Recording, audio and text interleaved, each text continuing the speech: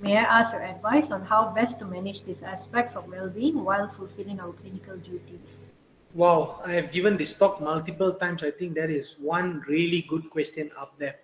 I think to tell you the truth, most of the people who come and see us for help, most of them are actually in the medical profession. I will be very honest with you. Those who are academically inclined, and those from the medical profession, they regularly come because our eating times are all disordered. So actually, what I really honestly recommend, and even a lot of your superiors will be telling you throughout your housemanship. I had a I had a superior called Mr. Selvan. I just met him a couple of days ago. He was very particular. 6:30, 7 o'clock, despite of what is happening, you settle unless it's a critical emergency case. 6:37, go and have your bath. Make sure you eat for a short while. He's not asking us to take an hour, maybe 15 minutes to do everything and come out because it is actually a timeout for you. It is going to be tough. Let me tell you. But I think arranging a schedule with your colleagues, like okay, 6 to 7, we are going to start taking turns because most of the time 6 or 7 o'clock is visiting hours. So you tell okay people, okay, 6 to 7, let's take turns to go and bathe, change, all right. Or sometimes they even tell that before the colleagues go back. Some colleagues now they have shift systems where the colleagues may go back 7:30 or 8 o'clock. Before your colleagues go back, take turns to actually go eat and change and come back. Nowadays, there's not much on calls, from what I understand. I stand corrected, but nevertheless, you should get sleep when you can. So if you're working the night shift, when you wake up, make sure in the morning you sleep properly. A lot of people, what they do is, ayah, never mind lah, no problem lah, I no need to sleep now, daytime already, what. But the problem is you can only do that max for 2 or 3 days. And remember, any poor sleep actually impairs your judgment. I'm not saying it's easy. Yeah? I face the same problem during housemanship. With the task you have, you sometimes forget to eat. You don't even know where the time goes. But make sure you always set reminders that this is the time that you have to sit and eat. I'm not telling you to take your time and do it, but at least eat something. And even take frequent breaks as much as you can, not affecting your work. Sound advice for everyone, Dr. Arvinder. Okay. We have maybe one last question. What advice would you give to people who rely on coffee to stay awake instead of improving their sleep habits? What advice would you give to people who rely on coffee to stay awake instead of improving their sleep habits? Not an advice, but my personal message would be good luck.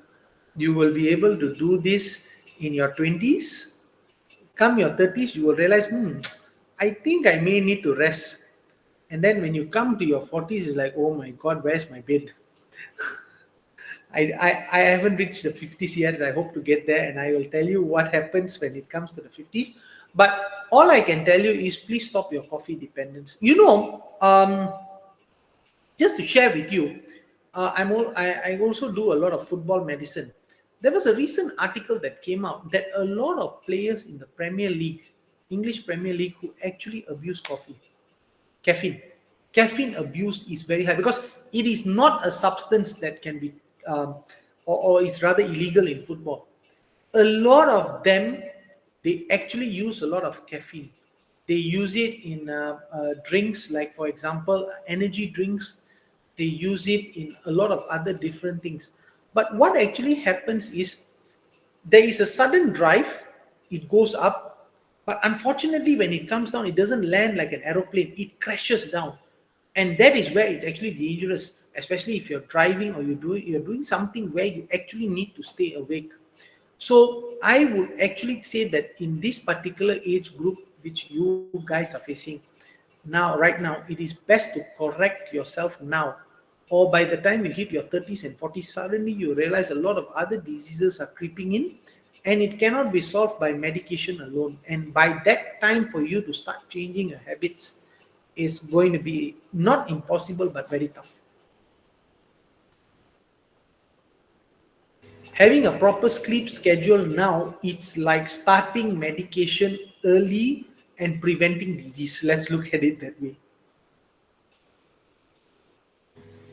Completely agree with you, Dr. Arvinda. I think many of us underestimate the importance of sleep in our lives. I mean, even me at one point when I was doing my degree, master PhD, I really underestimated sleep a lot.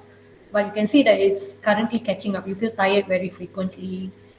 You actually need to have a routine in order to survive on a day to day basis, proper sleep schedule and all of that. So yeah, Dr. Sandeep, do you have anything you want to add, Prof. Sandeep? No. Okay, there was an accident. All right. If there are Yeah, no, doctor, one thing, the okay, physical activity and the sleep quality also related, right? So Yes, if we are walking or some physically active means we will get good sleep, you know. correct. So the thing is, what is the appropriate time? So a lot of people, what they actually do is they try to actually do exercise a bit earlier. I know some people like to do exercise like 8 o'clock, 9 o'clock, 10 o'clock at night, especially after playing futsal. I know there's a futsal court right across Quest medical faculty, and I see people playing late at night. But unfortunately, that drive sometimes for that hormones to actually come down may actually take time for you to sleep. So what we normally recommend people is to try to do exercise in the evening. If not possible throughout the day, incorporate exercise into your lifestyle and try to actually just do some very brief walking before you sleep at night for digestion so that you can actually sleep. The late night walk is actually more for digestion and also to help you become a bit tired before you sleep rather than to actually create, for you to actually stay awake.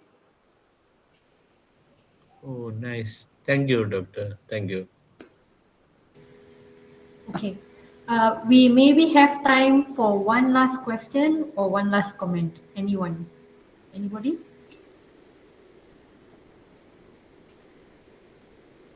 Okay, if there are none, then please join me in thanking Dr. Arvinder Singh for gracing the session. I hope that the QIU community will continue to lend its support to the coming heart-to-heart sessions in 2025. Please do not forget to